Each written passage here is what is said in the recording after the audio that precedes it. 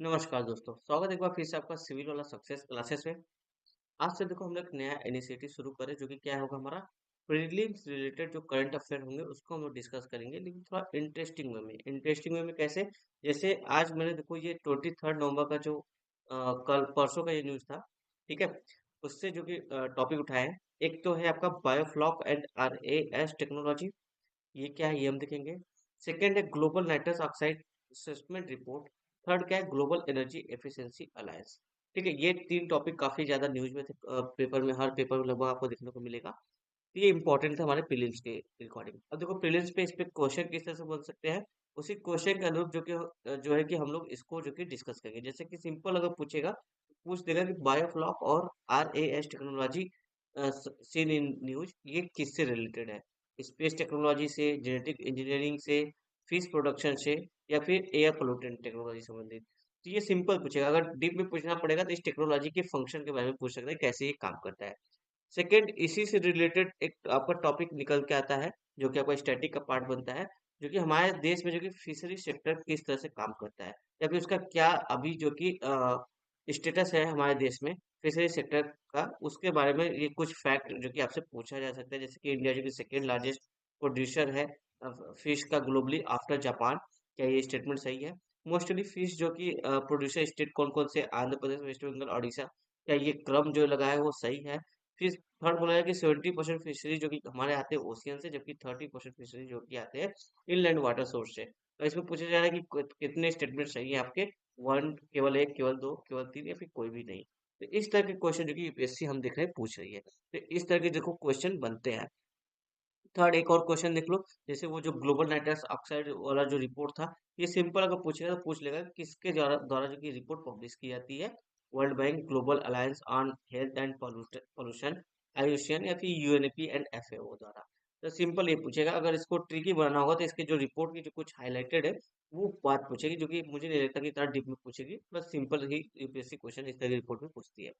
ठीक है, तो आज जो हम टॉपिक डिस्कस करेंगे अपने करंट अफेयर इनिशिएटिव में, ये तीनों के तीनों क्वेश्चन आपको फिर उसके बाद इजीली सॉल्व कर लोगे। चलिए शुरू करते हैं अपना। तो जो हमारा पहला टॉपिक है वो क्या है आपका, बायोफ्लॉक एंड RAS टेक्नोलॉजी। अब देखो ये जो आपका टेक्नोलॉजी है ना, ये आपका जो कि फिश प्रोडक्शन से संबंधित है। ये फिश प्रोडक्शन को और इम्प्रूव करता है, सस्टेनेबल बनाता है। कैसे? इसमें देखो क्या होता है कि हम जो कि एक फ्लॉक बैक्टीरिया यूज करते हैं, एक बैक्टीरिया का यूज करते हैं जिसको फ्लॉक बोलते हैं, जो कि गुड बैक्टीरिया होता है। ये क्या करता है, पॉन्ड में जितने भी फिश के जो वेस्ट होते हैं, अमोनिया पार्ट होता है जो उनका वेस्ट होता है, उसको जो कि खाता है, और उन्हीं फिश के लिए जो कि प्रोटीन रिच फूड की तरह भी जो कि प्रोवाइड कराता है। तो इससे देखो दो काम होता है, एक तो उस फिश को भोजन भी मिल रहा है, दूसरा जो फिश का वेस्ट है टैंक में, जो पानी हमेशा गंदा होना होता है जिसको बार बार बदलना पड़ता है, तो इससे क्या होगा, बदलना नहीं पड़ेगा, वो पानी ऑटोमेटिकली जो कि क्लीन होता रहेगा। तो इस तरह से जो कि एक बैक्टीरिया का यूज होता है बायोफ्लॉक टेक्नोलॉजी में। सिंपल सी बात है, आपने इतना समझ लिया, बस इतना ही है इसमें। और RAS जो टेक्नोलॉजी है, इसमें देखो क्या होता है, रिसर्कुलेशन एक्वा कल्चर सिस्टम। यहाँ पे देखो बायोलॉजिकल फिल्टर्स का जो कि यूज होता है पानी में, जो कि ऑक्सीजन लेवल को इम्प्रूव करने के लिए, जो उनकी गंदगी वेस्ट होती है फिशेज की, उनको जो कि साफ करने के लिए, और जो उनका टेम्परेचर वगैरह, इन्वायरमेंट वगैरह होता है उसको मेंटेन करने के लिए। तो एक तरह से जो रिसर्कुलेशन एक्वाकल्चर सिस्टम होता है, इसमें क्या होता है, आपका बायोलॉजिकल फिल्टर का यूज होता है। बस इतना आप समझो, जो कि क्या करता है, वो जो फिश टैंक की गंदगी थी उसको क्लीन करती है। फिल्टर है तो ऑब्वियस है जो गंदगी उसको क्लीन करेगी।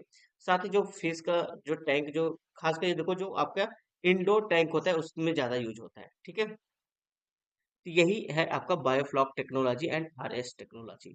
उम्मीद है आपको समझ में आ गया। बाकी ये चीजें बताइए कि इसके क्या बेनिफिट है। बेनिफिट यही है कि जैसे कि आपको केमिकल वगैरह का यूज नहीं करना पड़ेगा वेस्ट को क्लीन करने के लिए, और जिससे इसका कास्ट भी लो हो जाएगा।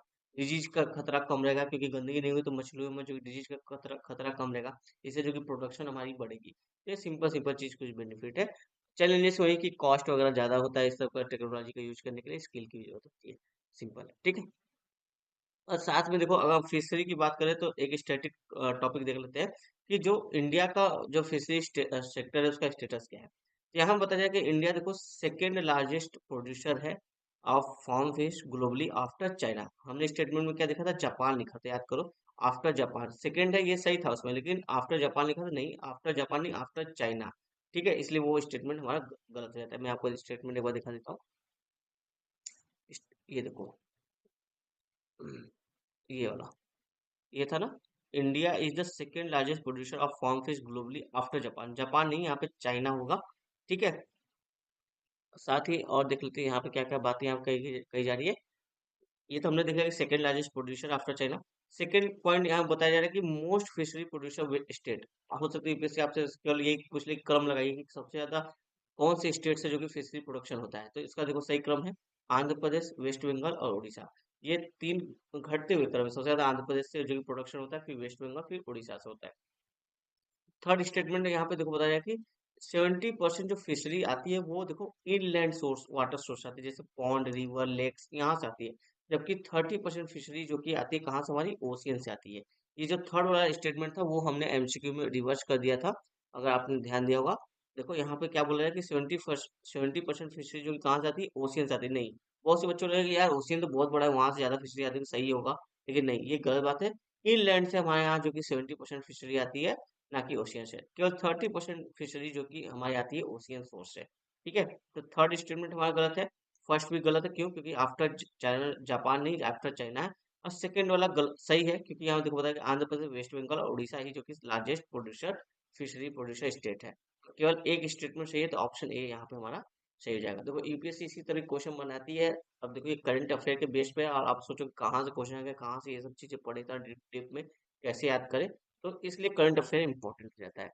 ठीक है। हमारा करंट अफेयर एमसीक्यू दो जो कि सॉल्व हो गया। अब फर्स्ट वाला भी देख लो जो हमने आया था।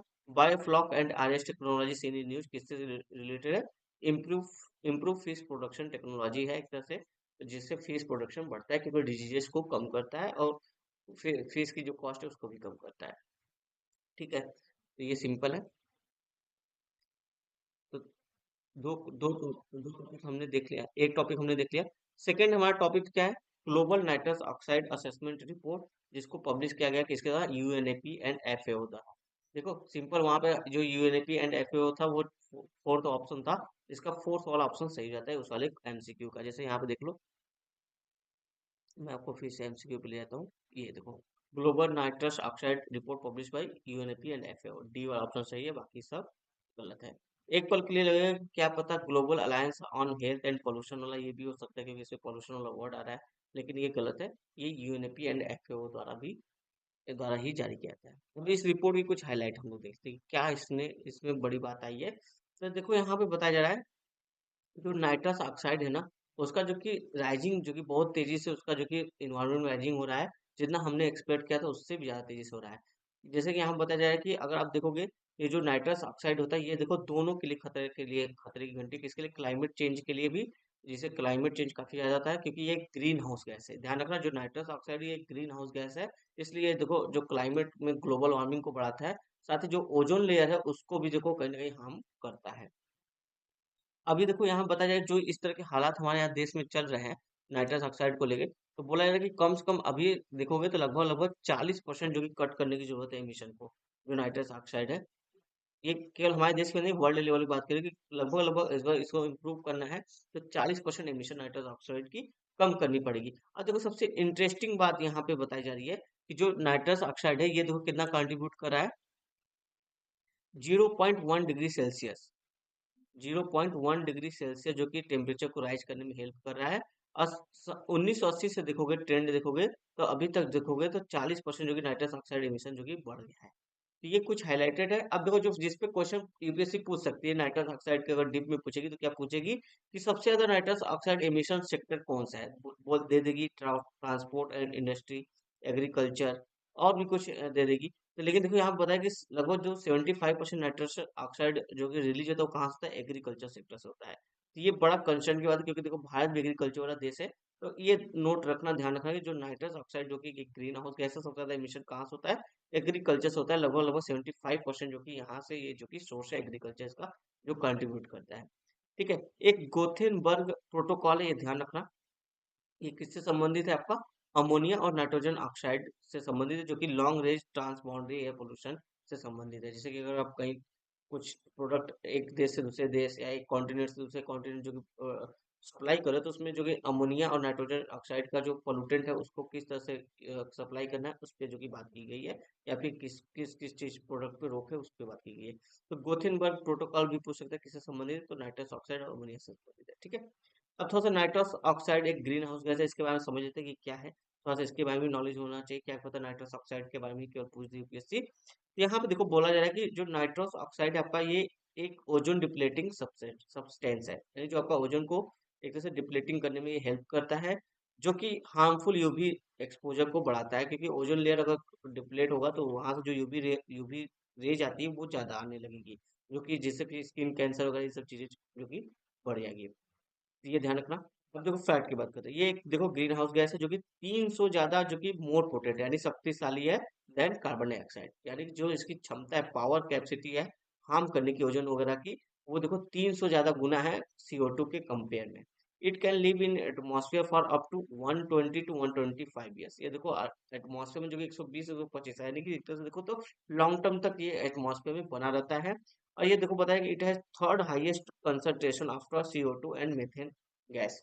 ये हाईएस्ट नहीं है, ये थर्ड हाईएस्ट, ध्यान रखना। इसका जो आयु है एटमॉस्फेयर में 120 से 125 साल है, और ये कार्बन डाइऑक्साइड से 300 गुना ज्यादा मोर पोटेंट है।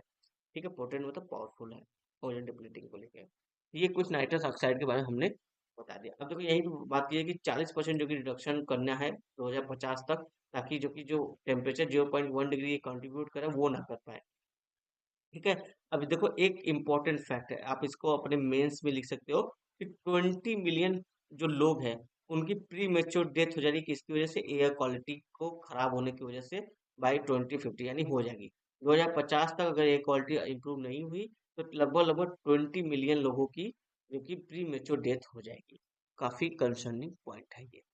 ठीक है, ये हमने दूसरा पॉइंट देख लिया यहाँ पे। अब आते हैं, चलिए अपना थर्ड जो हमारा करंट अफेयर है, क्या है, ग्लोबल एनर्जी एफिशिएंसी अलायंस। ये देखो सिंपल सा छोटा सा टॉपिक है।